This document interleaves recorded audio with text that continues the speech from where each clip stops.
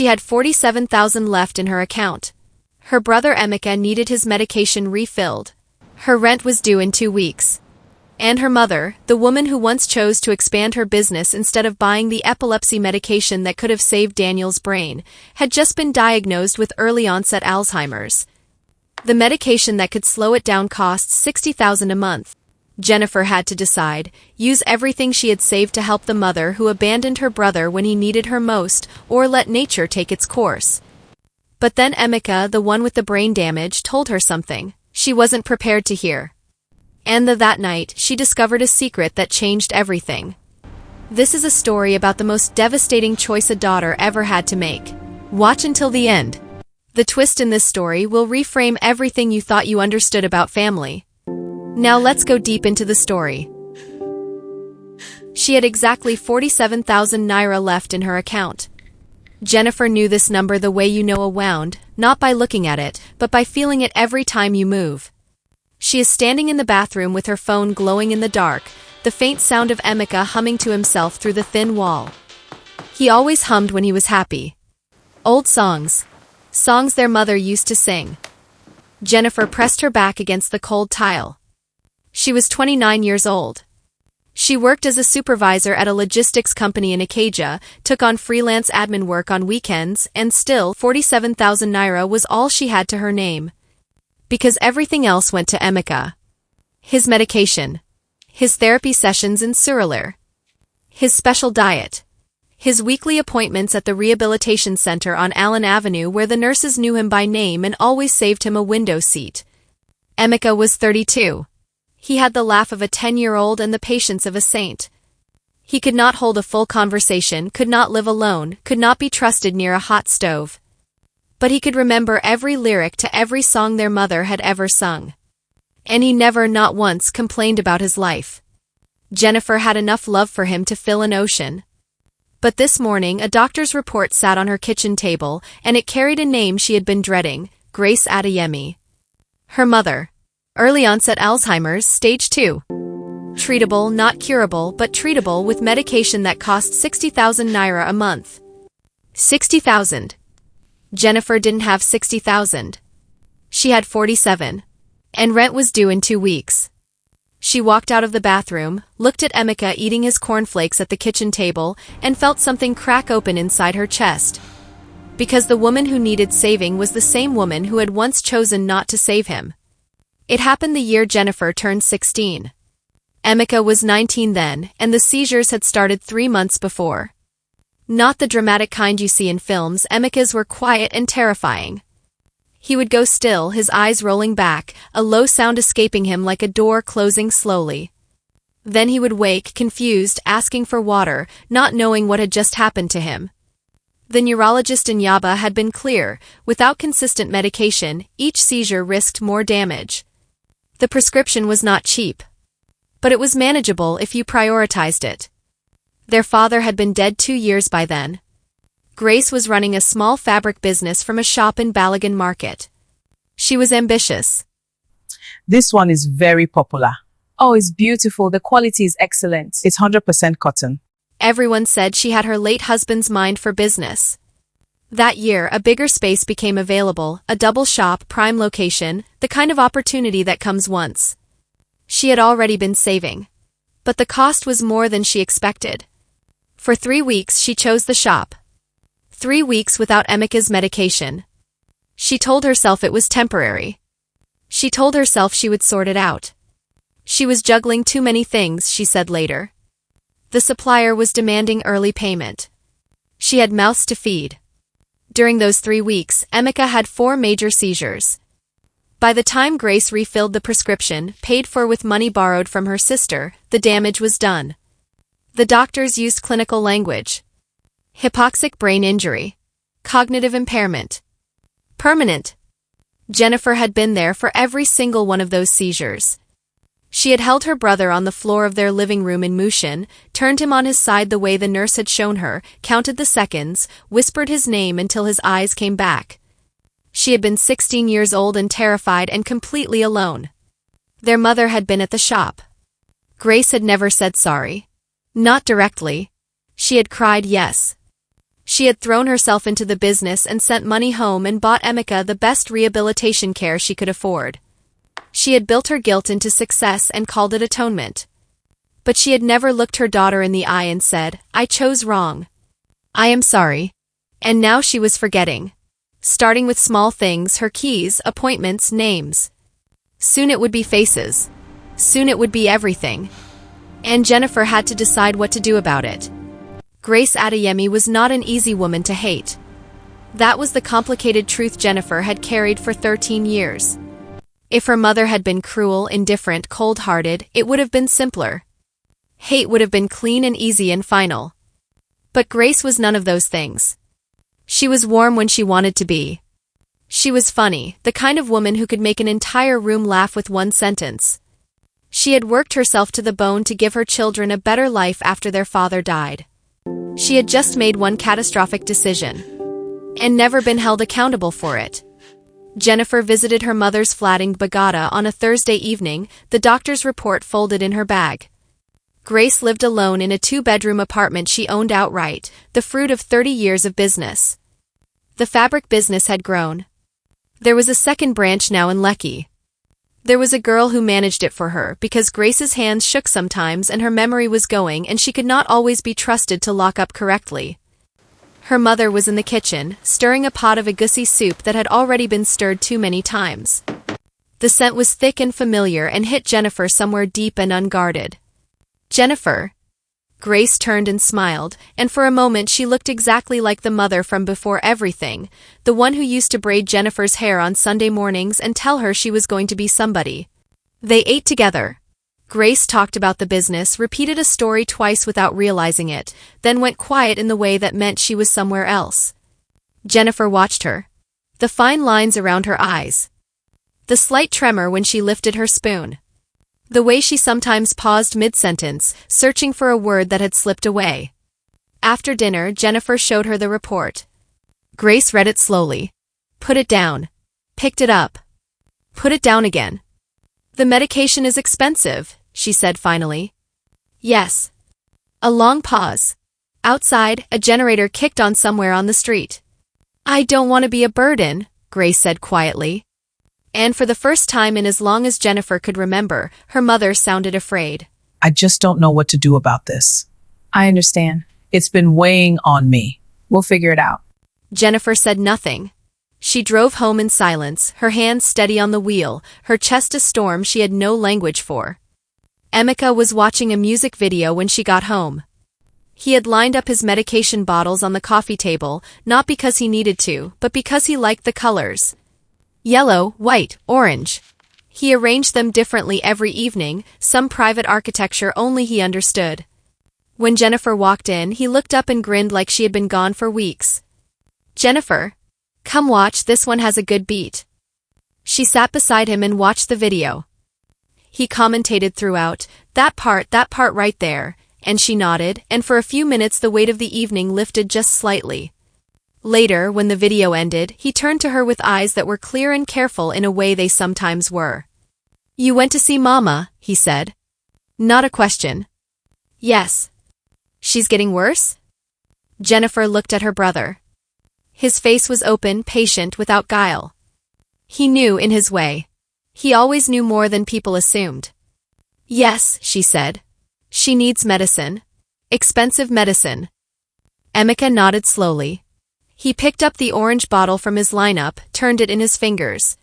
"You should help her," he said. Jennifer stared at him. "Emeka." "I know what happened." His voice was even. Unhurried. "I'm not angry at her. I was for a long time. But I'm not anymore."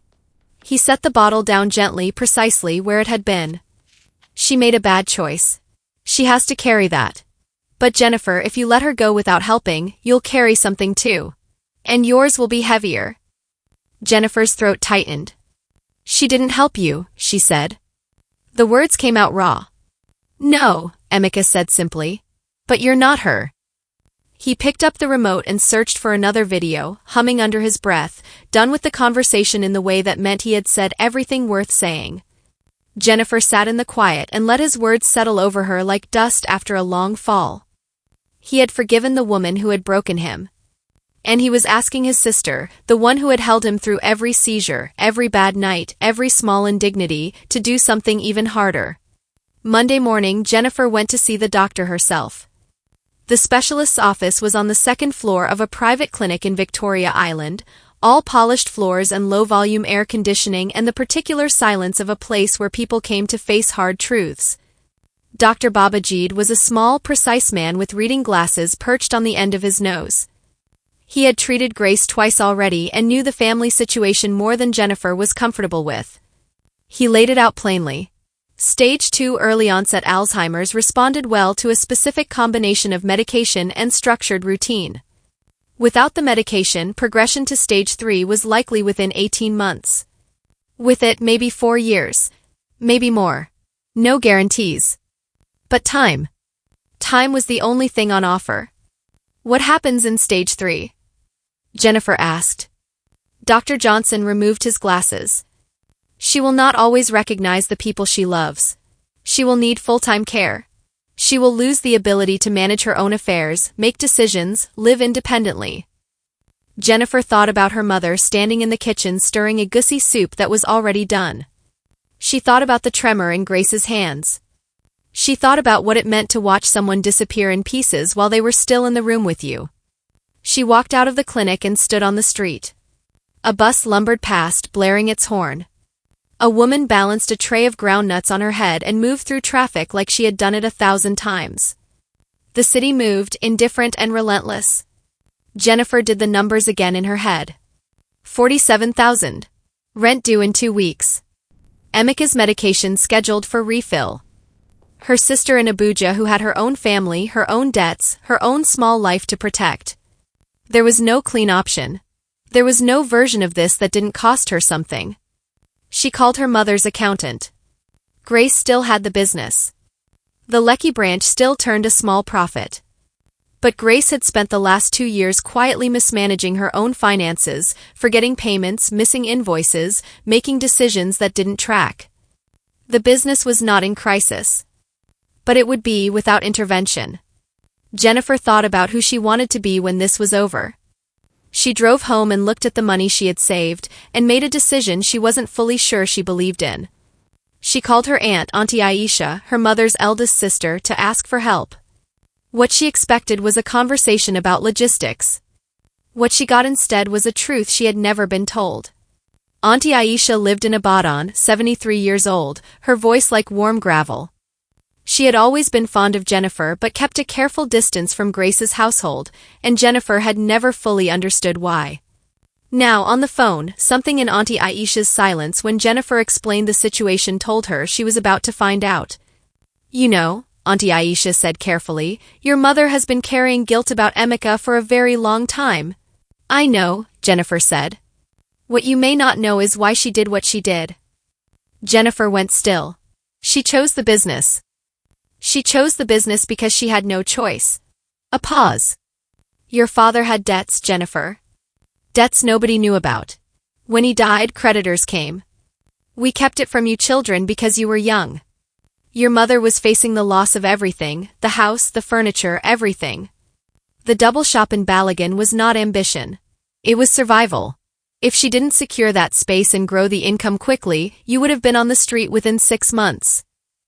The phone felt very heavy in Jennifer's hand. She should have found another way, Auntie Aisha continued quietly. I am not saying she made the right choice.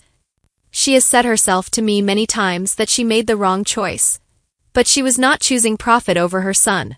She was choosing between 2 impossible things, and she chose the one she thought she could recover from. Jennifer sat down slowly on the floor of her living room. Emeka was in his room. She could hear him humming. She never told us, Jennifer said. Her voice came out smaller than she intended. She was ashamed. And by the time the shame lifted, it had calcified into silence. Your mother is not a perfect woman, Jennifer. But she is not the woman you have believed she was. The call ended. Jennifer sat with this new shape of the past and felt the ground beneath her shift. 3 days later, Jennifer went back to her mother's flat. She didn't call ahead. She arrived in the evening and Grace opened the door in a house dress, looking smaller than Jennifer remembered, the television murmuring behind her. They sat at the kitchen table. Jennifer put an envelope down. Grace looked at it but didn't touch it. What is this? First month of the medication. I'll cover it while we work out something more sustainable. Jennifer's voice was controlled, precise. I've spoken to the girl running the Lecky branch. The business needs an audit. I can help with that. We need to get your finances organized before they become a bigger problem.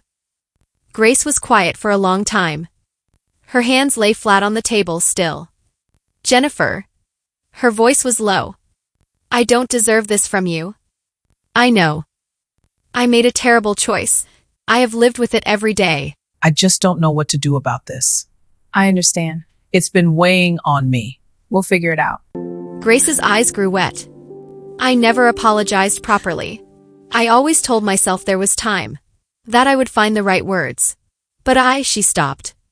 Pressed her lips together. The right words never came. Jennifer looked at her mother. She saw the woman from the kitchen years ago, the one who had been quietly drowning, making impossible calculations in her head while her son had seizures on the living room floor and her daughter held him alone. She saw a woman who had made a wrong choice for complicated reasons and had never recovered from the weight of it. She did not feel forgiveness. Not fully. Not yet. Maybe not ever completely.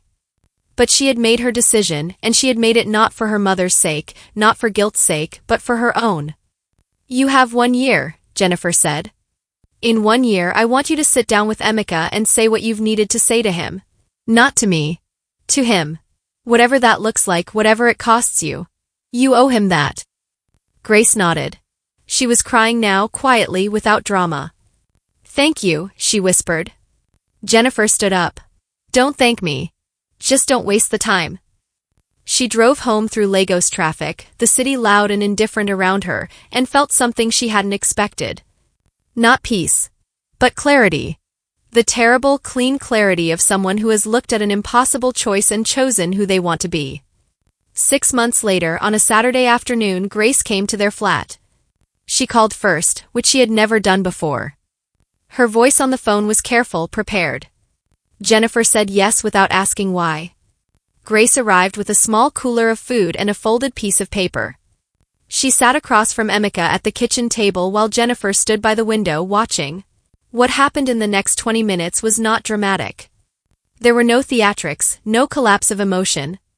Grace spoke in a low, even voice. She told Emeka she had made a wrong choice. That she had been afraid and overwhelmed and she had chosen the wrong thing and it had cost him something irreplaceable. She told him she was sorry. Not as a performance. As a fact. Emeka listened. He had his hands flat on the table, the same way he always sat when something mattered to him. When she finished, he was quiet for a moment. Then he said, I know, Mama. I forgave you a long time ago. I just needed you to know that I know. Grace closed her eyes. Jennifer turned to look out the window. Below, a child was chasing a football down the street. A woman was hanging laundry on a line stretched between 2 buildings. The generator on the next compound was running, a low, steady thrum.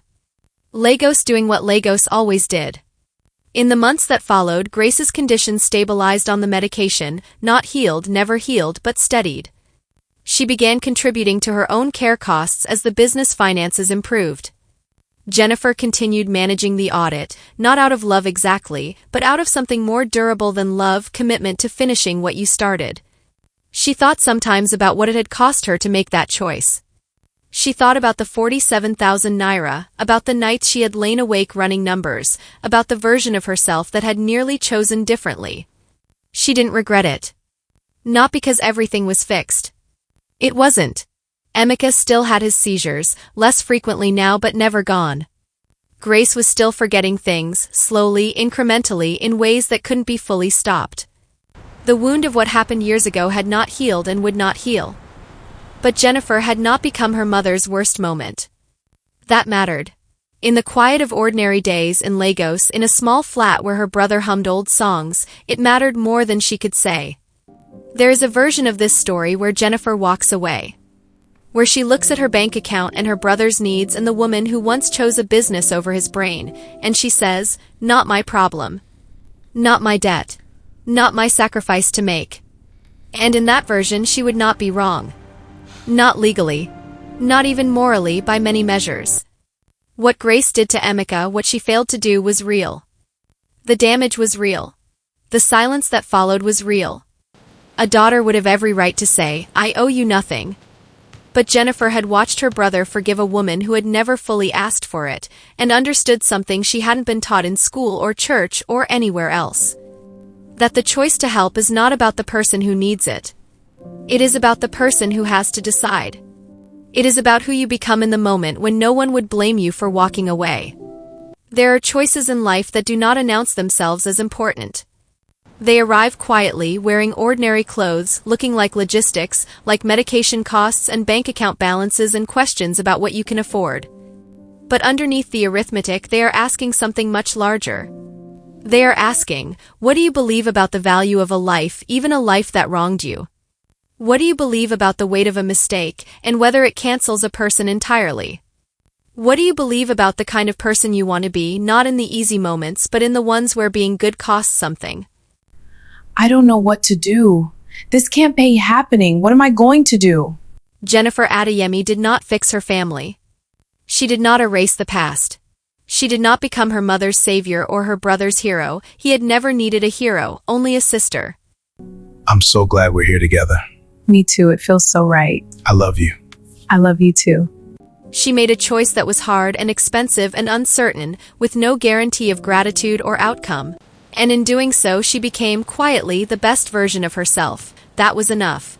That was everything. Jennifer did not save her mother because she forgave her. She saved her because of who she decided to be. There is a difference. And Emeka, the man everyone in this story underestimated, was the only one who was never carrying any bitterness at all. Here is what I keep thinking about. Grace made a terrible choice. But she made it in a moment of fear. She was drowning. And drowning people do not always reach for the right things.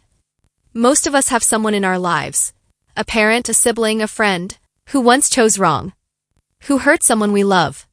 So I want to ask you something.